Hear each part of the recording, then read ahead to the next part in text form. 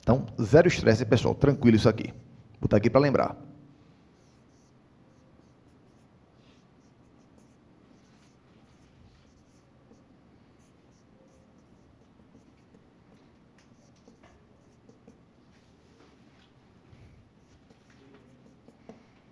Por Tribunal Superior. Procedente e improcedente. Aqui tanto faz.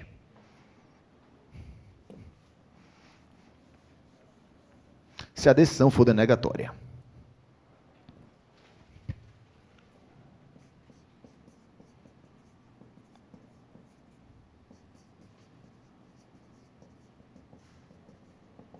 E segunda situação, crimes políticos.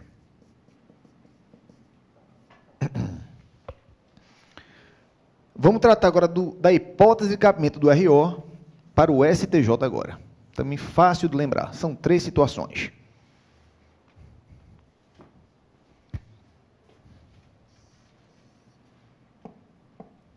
Então, aqui, ó.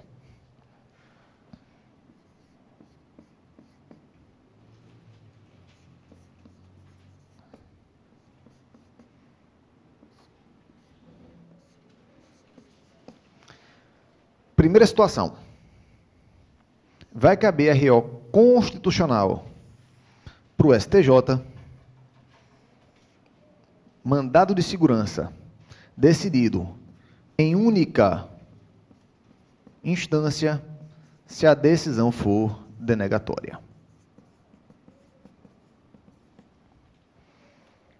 Então, mandado de segurança decidido em única instância pelo Tribunal de Justiça ou pelo TRF se a decisão for denegatória.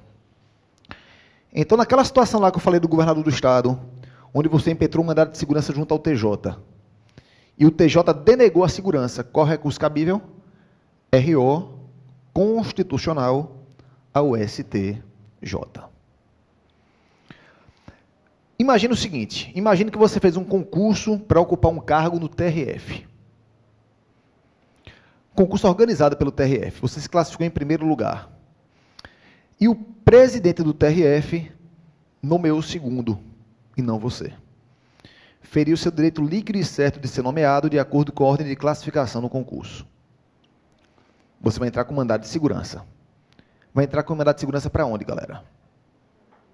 Lembra, mandado de segurança e contrato de tribunal você impetra no próprio tribunal. Vai entrar com MS, contrato do TJ, você impetra no próprio TJ. Vai entrar com MS, contrato do STF, impetra no próprio STF. Vai entrar com MS, contrato do STJ, impetra no próprio STJ. Vai entrar com MS, contrato do TRF, impetra no próprio TRF. Porque MS, contrato do tribunal, é manejado no próprio tribunal. Então, você entrar com mandado de segurança aqui, ó, no TRF. TRF denegou a segurança. Recurso cabível, RO para o STJ. Então, essa é a primeira situação na qual cabe RO para o STJ. Então, lembra, mandado de segurança, decidido em única instância pelo TRF ou pelo TJ, se a decisão for denegatória.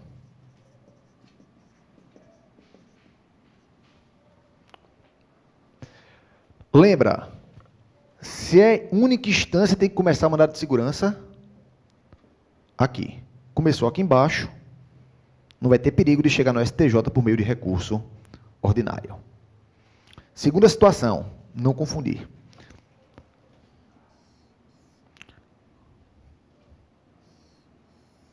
Habeas corpus, decidido em única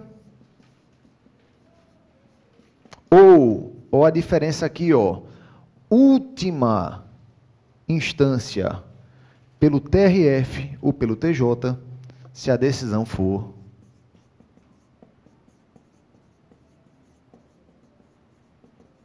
denegatória. Notar a diferença agora, pessoal. Aqui não é apenas única, é única ou última. Significa que pode ter começado aqui embaixo. E mesmo assim chegar no STJ por meio de recurso ordinário constitucional. Então, não confundir com a situação do mandado de segurança. Então, aqui, ó, habeas corpus, decidido em única ou última instância pelo TRF ou pelo TJ, se a decisão for denegatória.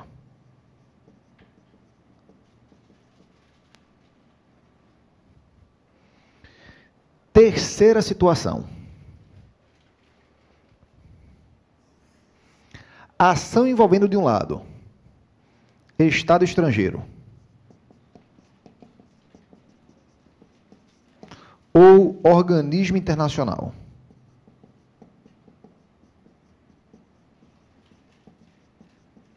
E do outro, município ou pessoa residente ou domiciliada no Brasil. Quem vai julgar originariamente essa ação é a Justiça Federal de primeira instância. Da decisão que julgar essa ação, vai caber RO direto ao STJ.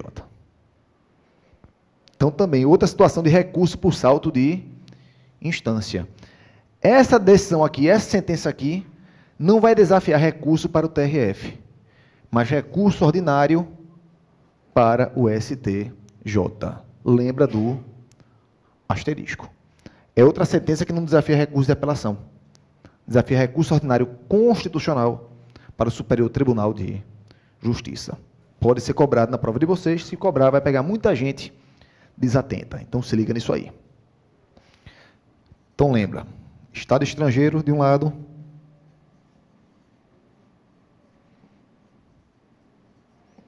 O organismo internacional. E do outro, município. Ou pessoa residente ou domiciliada no país. O examinador pode fazer tanta maldade com isso aí, sabia, pessoal? Porque ele pode fazer o seguinte, ó, tirar município, pessoa, e botar aqui, ó, União, Estado membro,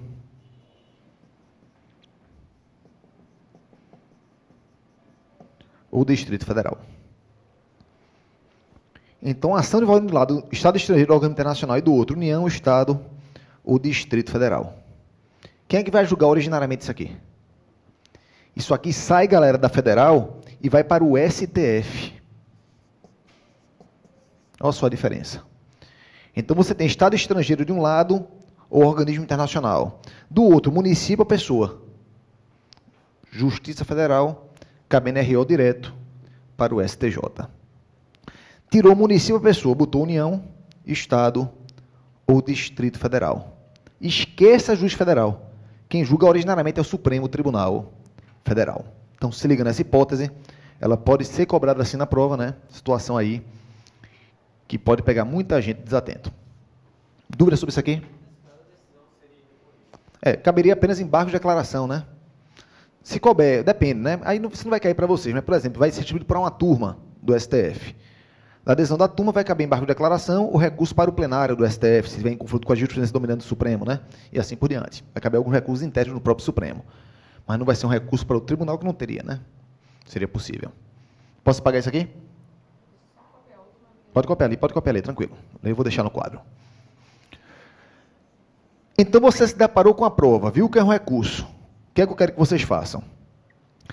Vejam logo se é um desses que estão aqui no quadro. São fáceis de lembrar. Isso aqui está na Constituição, pessoal. Recurso ordinário para o STF, está aqui, ó, no artigo 102, inciso 2º.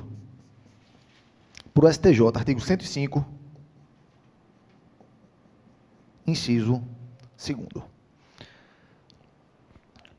Verificou que não é nenhum deles.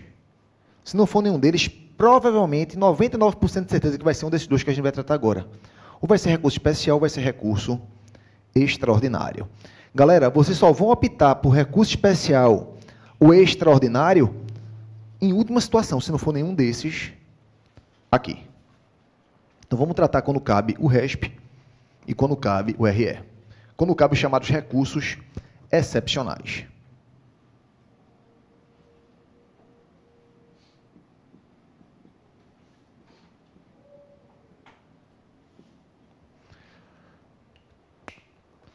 Por que recurso excepcional? Tanto na apelação quanto no recurso ordinário, galera, na prática, o recurso ordinário é uma apelação disfarçada. É uma apelação que não recebe o nome de apelação, recebe o nome de recurso ordinário. Mas o juízo cognitivo, o juízo de cognição da apelação é o mesmo do RO. Na apelação e no RO é possível rever provas, rever fatos, analisar norma constitucional, analisar norma infraconstitucional, tudo. Reanalisar documentos, porque o juízo cognitivo de ambos é um juízo cognitivo bem profundo. Diferente dos recursos excepcionais. Quando eu falo recurso excepcional, eu estou falando ou de recurso extraordinário ou de recurso especial. Você pode reexaminar fatos e provas por meio desses recursos? Não. O objetivo desses recursos aqui, galera, é aplicar corretamente a Constituição ou a legislação federal. Então, observem. Se a questão diz que você vai interpor um recurso por meio do qual o tribunal vai reanalisar provas, vai reanalisar fatos, vai aplicar direito local, não vai ser nenhum recurso excepcional. Certamente vai ser ou apelação ou RO constitucional. Porque o recurso excepcional não serve para reanalisar fatos, provas, nada disso. De novo, serve apenas para quê?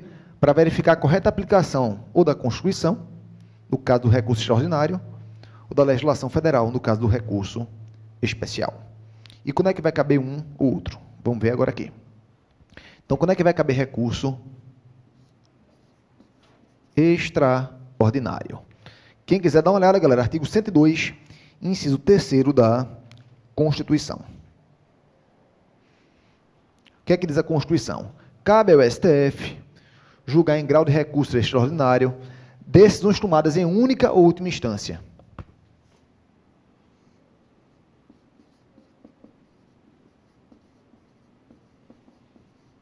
Em única ou última instância. Como é que o Supremo interpreta esse único ou último aqui? Lembra disso. Para caber o recurso extraordinário, não pode caber qualquer outro tipo de recurso. Ou seja, deve haver o prévio exaurimento das instâncias ordinárias. Se não houve o prévio exaurimento das ordinárias, não vai caber o recurso extraordinário. Então, imagina a seguinte situação. Situação complicada que poderia ser cobrada numa prova, se o examinador fosse um pouquinho mais maldoso.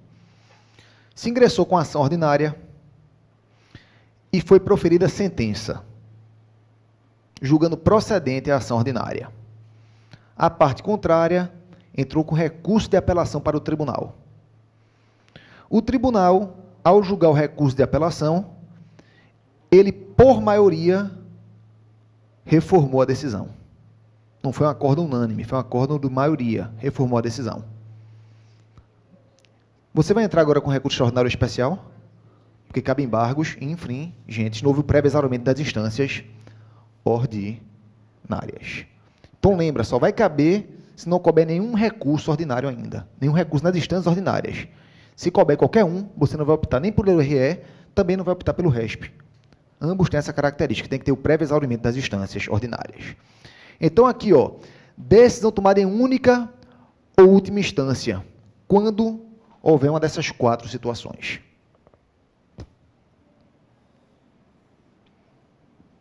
Quando houver ofensa a dispositivo da Constituição Federal, ou quando houver declaração de inconstitucionalidade de tratado, ou de lei federal,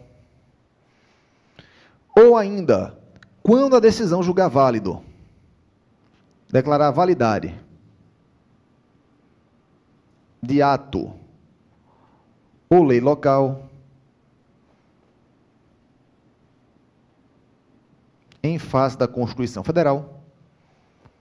E última situação, quando a decisão julgar validade, julgar válida de lei local em face de lei federal.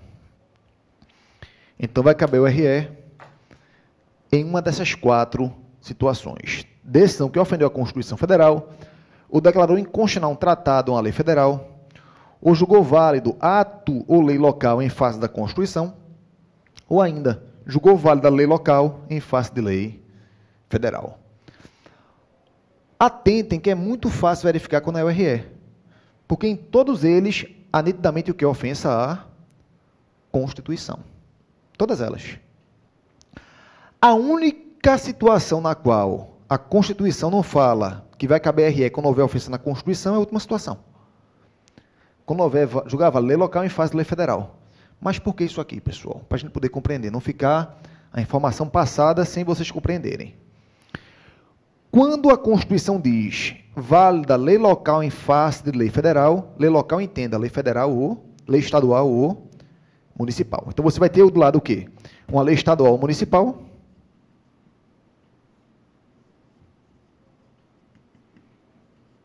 E do outro, uma lei federal.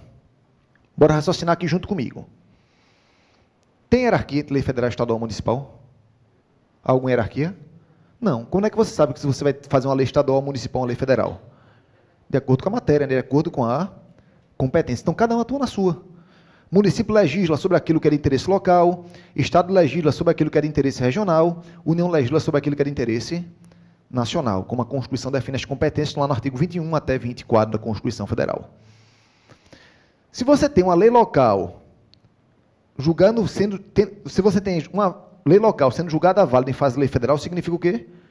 Que ambas estão tratando da mesma matéria de modo divergente. Galera, elas não podem tratar da mesma matéria de modo divergente. Por quê? Porque a regra de competência está fixada na Constituição. Então, se você tem uma lei local válida em face de lei federal, significa o quê? Que alguém invadiu a competência de alguém. Alguém legislou sobre o que não poderia legislar. E onde é que você tem as regras de definição de competência? Na Constituição. Então, houve ofensa à Constituição. Apenas toma cuidado. A FGV exige que você discipline e indique corretamente qual é o seu recurso. E qual o seu fundamento legal.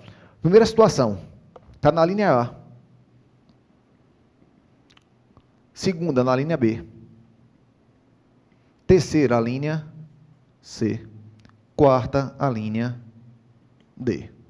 Todas elas do artigo 102, inciso 3º. Vocês concordam comigo que na última situação houve uma ofensa à Constituição? Mas vocês vão fundamentar o recurso no 102 terceiro A ou 102 terceiro D? No D, pessoal. Porque aqui é uma situação mais específica. Apesar de enquadrar no A também, vocês vão definir no D.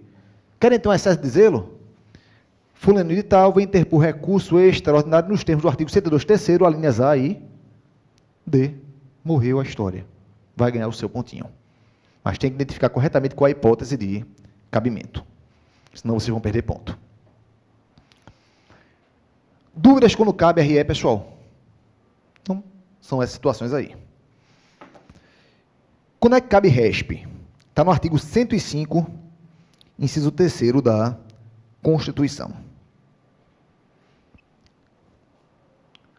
Caberá recurso especial.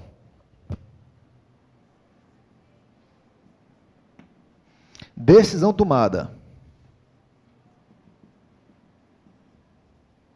em única ou última instância, cuidado aqui agora, hein? Pelo TRF ou pelo TJ. Desde que se amolde a uma dessas 3 situações. Está aqui no artigo 105,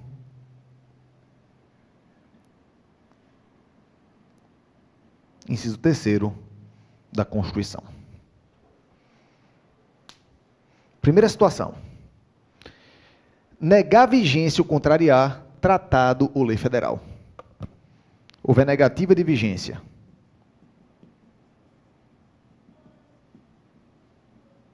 Ou contrariar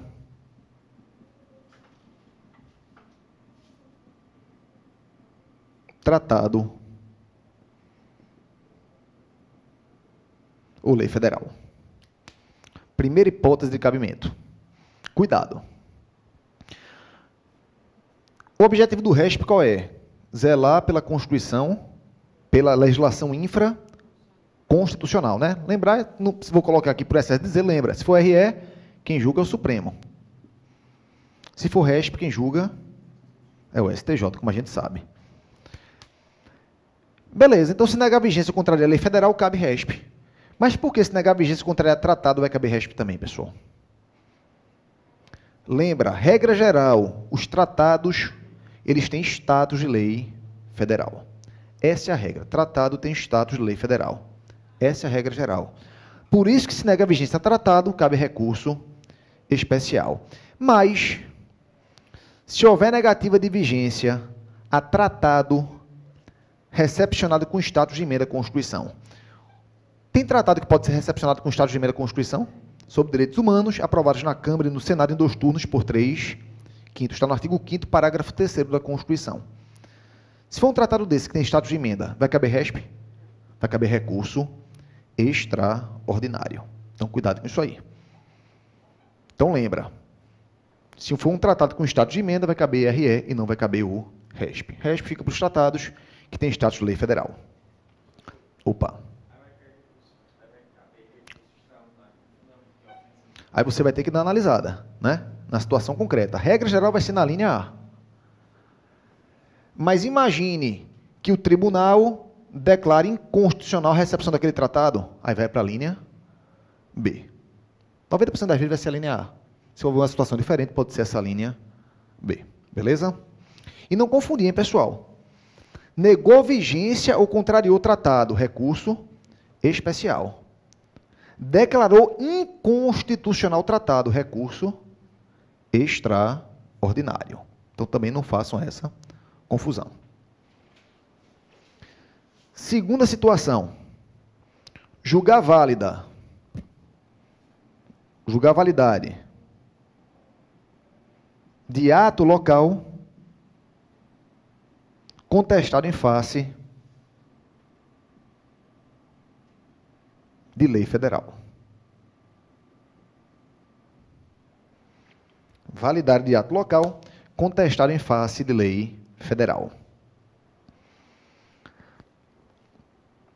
Imagina o seguinte. Eu tenho uma lei federal que está sendo contestada em face de uma lei estadual. Qual é o recurso cabível? Lei federal contestada em face de lei estadual. Recurso extraordinário com fundamento na linha D. Mas eu tenho agora um decreto regulamentar estadual contestado em face de uma lei federal. Qual é o recurso cabível agora? Recurso especial. Um decreto é uma espécie de ato. É um ato de governo local contestado em face de lei federal. Então, cuidado com isso aqui, hein, galera? Lei local, lei federal, RE. Ato local, lei federal, recurso especial. Não faça essa confusão aí. E terceira situação, se houver divergência jurisprudencial, diz aí.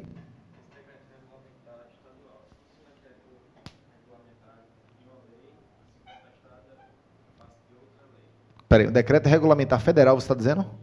Contestado em face de outra lei. Bora raciocinar. Galera, o Supremo entende que a incompatibilidade de um decreto regulamentar com a lei é uma situação que gera crise de inconstitucionalidade ou crise de legalidade?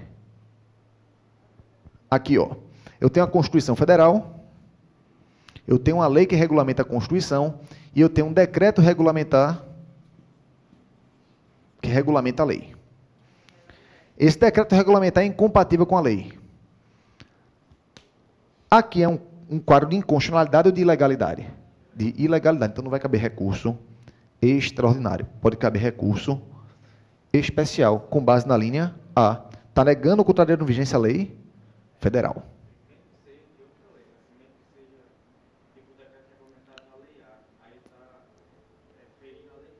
Um decreto regulamentado da Lei A que fere a Lei B. Se a decisão aplicou o decreto regulamentado da Lei A, deixando de aplicar a Lei B, negou vigência ou contrariou lei federal. Cabe o RESP com base na linha A. Ia perguntar alguma coisa? Já falou, entendi, eu não estava entendendo a palavra. Beleza. Terceira hipótese de cabimento de recurso especial. Se houver divergência jurisprudencial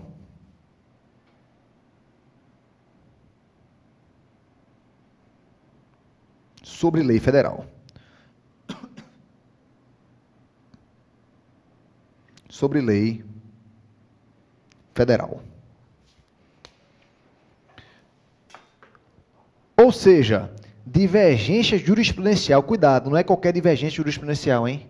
Tem que preencher duas características. Primeiro, o objeto da divergência tem que ser uma lei federal.